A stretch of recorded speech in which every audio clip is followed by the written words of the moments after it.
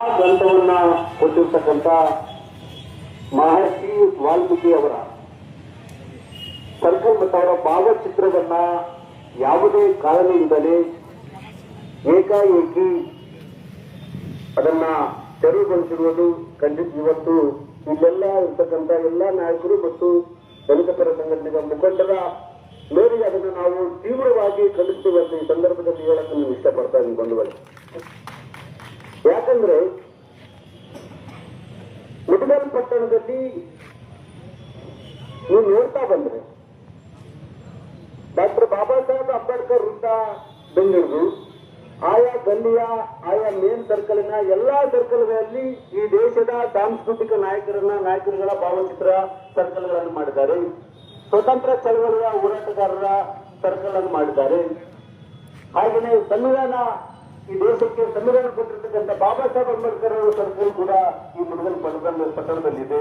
ಇತರೆ ಏನು ಜನಪರವಾಗಿ ಆಗಿನ ಸಮಯದಲ್ಲಿ ಏನು ಶೋಷಿತ ವರ್ಗದ ಪರವಾಗಿ ದುಡಿದು ಮಡಿದು ಸತ್ತು ಹೋದಂತ ಈ ನಾಯಕರ ಭಾವಚಿತ್ರಗಳನ್ನ ಸರ್ಕಲ್ಗಳನ್ನ ಮಾಡಿದ್ರೆ ಮಿಸ್ಟರ್ ಮುಖ್ಯಾಧಿಕಾರಿ ಮುದಗಲ್ ಮುಖ್ಯಾಧಿಕಾರಿ ನಿಮಗೇನು ತ್ರಾಸ ಅಂತ ನಾವು ಈ ಹೋರಾಟದ ಮೂಲಕ ನಿಮ್ಗೆ ಕೇಳಕತ್ತೀವಿ.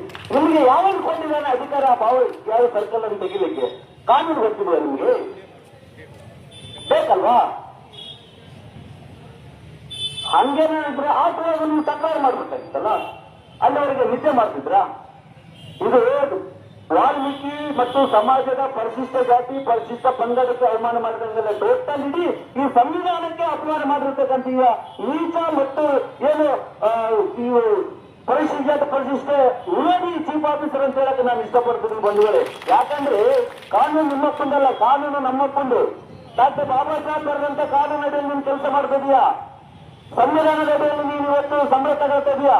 ಆದ್ರೆ ಈ ಸಂವಿಧಾನನ ಇದು ಮಾಡ್ತಿದ್ಯಾ, ಸಂವಿಧಾನ ಉಲ್ಲಂಘನೆ ಮಾಡ್ತೀರ ನೀವು. ನಾವು ಈ ಹೋರಾಟದ ಮೂಲಕ ಕೇಳೋದಿಷ್ಟೇ, ಏನು ನಾನು ಒಂದು ಹಾಡನ್ನ ಪ್ರಸ್ತಾಪ ಮಾಡ್ಬೇಕಂತ ನಾನು ಬೆಳಗಿಂದ ಹುಡುಕ್ತಾ ಇದೀನಿ, ಅದು ಫೇಸ್ಬುಕ್ ಅಲ್ಲಿ ಸಿಗ್ತಾ ಇಲ್ಲ. ಏನು 7% ಮೀಸಲಾತಿ ಸಂಬಂಧಪಟ್ಟಂಗೆ ಆಗ ಹೋರಾಟ ನಡೆದಾಗ, ಆ ಚಿತ್ರದುರ್ಗ ದಾನಗಳವರ ನೇತೃತ್ವದಲ್ಲಿ ಹೋರಾಟ ನಡೆದಾಗ ಒಂದು ಅಂಬಣ್ಣ ಅರೋಲಿ ಅಂತ ಹೇಳಿ ಒಂದು ಹಾಡು ಬರೆದಿದ್ರು. ಆ ಹಾಡು ಪೂರ್ತಿ ನನಗೆ ನೆನಪಿಲ್ಲದ ಕಾರಣ ಒಂದು 2 ಮಿನಿಟ್ಗಳಲ್ಲಿ ಆ ಪ್ರಸ್ತಾಪ ಮಾಡ್ತೀನಿ. ರಾಮಾಯಣ ಬರೆದಿತ್ತು ನಾವು, ಆ ರಾಮಗ ಗುಡಿ ಕಟ್ಟಿತ್ತು ನೀವು. ರಾಮಾಯಣ ಬರೆದಿತ್ತು ನಾವು, ಆ ರಾಮಗ ಗುಡಿ ಕಟ್ಟಿತ್ತು ನೀವು. ಈ ಸಂವಿಧಾನ ಬರೆದವರು ನಾವು, ಈ ದೇಶವನ್ನು ಆಳುವವರು ನೀವು. ಸಂವಿಧಾನ ಬರೆದವರು ನಾವು, ಬಲೆ ನಡೆಯದಿಲ್ಲ ಕೋಡಿ, ನಿಮ್ಮ ಬಣ್ಣವೆಲ್ಲ ಬಯಲಾಯ್ತು ನೋಡಿ.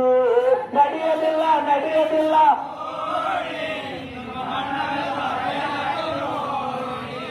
ರಾಮಾಯಣ ಬರೆದಿತ್ತು, ರಾಮಾಯಣ ಬರೆದಿತ್ತು ನಾವು, ಆ ರಾಮಗ ಗುಡಿ ಕಟ್ಟಿತ್ತು ನೀವು.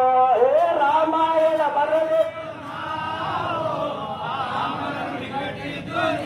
ದಯವಿಟ್ಟು ಬಂಧುಗಳೇ, ಪರಿಸ್ಥಿತಿ ಹಿಂಗಿದೆ. ಯಾಕಂದ್ರೆ ಈ ಹಾಡು ನನಗೆ ಸಂಪೂರ್ಣ ಹಾಡು ಸಿಗದ ಕಾರಣದಿಂದ ಈ ಓಡಲನ್ನ ಪ್ರಸ್ತಾಪ ಮಾಡಬೇಕು, ಆಡ್ಬೇಕಂತ ನನಗೆ ಬಹಳ ಕುತೂಹಲ ಇತ್ತು. ಆ ಹಾಡು ಸಿಗ್ಲಾರ್ದ ಕಾರಣ ಹಂಗಾಗಿ ಇಲ್ಲಿನ ಇರ್ತಕ್ಕಂಥ ಎಲ್ಲಾ ಸಮಾಜದ ಮತ್ತು ದಲಿತ ಪರ ಮುಖಂಡರುಗಳು ನನ್ನ ಮನವಿ ಇಷ್ಟೇ, ಈ ಮಹಾನ್ ನಾಯಕರ ಮತ್ತು ಮಾನವೀಯವಾದಿಗಳನ್ನು ಏನು ಭಾವಚಿತ್ರಗಳನ್ನು ತೆಗೆಯೋದಕ್ಕೆ ಅವರಿಗೆ ಅವಕಾಶ ಇಲ್ಲ. ಯಾರು ಆ ಭಾವಚಿತ್ರವನ್ನು ತೆಗೆದಿರ್ತಾರೋ, ಯಾವ ಅಧಿಕಾರಿಗಳು ತೆಗೆದಿರ್ತಾರ, ಮತ್ತೆ ಅದನ್ನೇ ಅದೇ ಸ್ಥಳದಲ್ಲಿ ಅಲ್ಲಿ ಸ್ಥಾಪನೆ ಮಾಡಬೇಕನ್ನೋದೇ ಈ ನಮ್ಮ ಹೋರಾಟದ ಉದ್ದೇಶ ಆಗಿರೋದ್ರಿಂದ ಇಲ್ಲಿ ನಾವು ದಯವಿಟ್ಟು ಪೊಲೀಸ್ ಇಲಾಖೆಗೆ ಮನವಿ ಮಾಡಿಕೊಳ್ಳೋದಿಷ್ಟೇ. ಈಗ ಅವ್ರನ್ನ ಅಧಿಕಾರಿಗಳನ್ನು ಕರೆಸ್ತಾರೋ ಬಿಡ್ತಾರೋ ನಮಗೆ ಗೊತ್ತಿಲ್ಲ. ನಮ್ಗೇನಾಗಬೇಕಾಗಿದೆ, ವಾಲ್ಮೀಕಿ ವೃತ್ತ ಅಲ್ಲಿ ಹಾಕ್ಬೇಕಷ್ಟೇ. ಇದು ನಮ್ಮ ವಾದ. ಹಾಗಾಗಿ ಯಾರು ಇದು ನಮ್ಮ ಪೊಲೀಸ್ ವಿರುದ್ಧ ಹನುಮಂತವರಿಗೆ ನಮ್ಮ ಪೊಲೀಸ್ ವಿರುದ್ಧ ಹೋರಾಟ ಅಲ್ಲ, ಈ ಹೋರಾಟ ನಮ್ಮ ಸಮಾಜದ ಸಲುವಾಗಿ, ಈ ಸಮಾಜದ ಏನು ನಾಯಕರುಗಳ ಕರೆಯುವ ಹೋರಾಟ ಅಂತ ಚಿತ್ರಕ್ಕೆ ಆಹ್ವಾನ ಮಾಡಿ ಖಂಡಿಸಿ ಈ ಹೋರಾಟ ಇಲ್ಲಿಗೆ ನಿಲ್ಲೋದಿಲ್ಲ. ನೀವೇನಾದ್ರೂ ಸಮಸ್ಯೆನ ಪರಿಹಾರ ಮಾಡಿದ್ರೆ ಈ ಹೋರಾಟ ಮತ್ತೆ ಮುಂದೊಂದು ದಿನಮಾನಗಳಲ್ಲಿ ತಾಲೂಕು ಜಿಲ್ಲಾ ರಾಜ್ಯ ಮಟ್ಟದಲ್ಲಿ ಹೋರಾಟ ಹರಿದು ಹೋಗ್ತದ. ಇದಕ್ಕೆ ಸರ್ಕಾರ ಮತ್ತು ಪೊಲೀಸ್ ಇಲಾಖೆ ಮತ್ತು ಇಲ್ಲಿನ ಆಡಳಿತ ಮಂಡಳಿ ನೇರ ಹೊಣೆಗಾರರಾಗ್ತಾರೆ ಈ ಸಂದರ್ಭದಲ್ಲಿ ಹೇಳ್ತಾ ನನ್ನ ಮಾತುಗಳನ್ನು ಮುಗಿಸ್ತಾ ಇದ್ದೀನಿ.